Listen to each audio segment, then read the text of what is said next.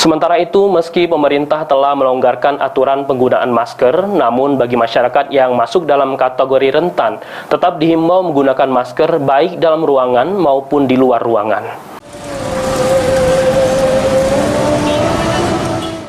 Presiden Joko Widodo resmi memutuskan untuk melonggarkan kebijakan pemakaian masker jika masyarakat sedang beraktivitas di luar ruangan atau di area terbuka yang tidak padat, maka diperbolehkan untuk tidak menggunakan masker. Namun kegiatan di ruangan tertutup dan transportasi publik, aturan tersebut tidak berlaku. Meski demikian, bagi masyarakat yang masuk kategori rentan, lansia, atau memiliki penyakit komorbid, tetap dihimbau untuk menggunakan masker saat beraktivitas.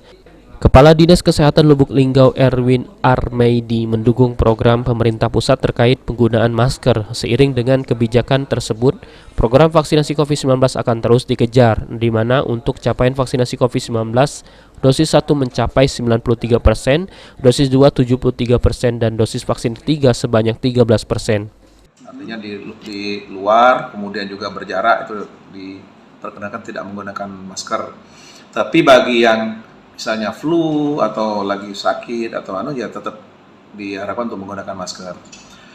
Seiring dengan kebijakan ini tentunya ya program vaksin itu yang akan kita tetap kejar. Jadi vaksin 1, 2 ataupun booster itu akan kita kejar.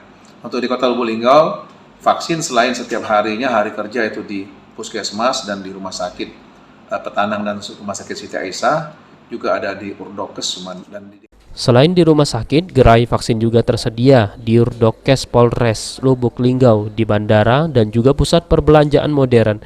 Sementara itu, untuk kasus COVID-19 dalam sebulan terakhir tidak ada penambahan kasus baru dan Lubuk Linggau kini berada di level 1. Tri Hajaria, PAL TV.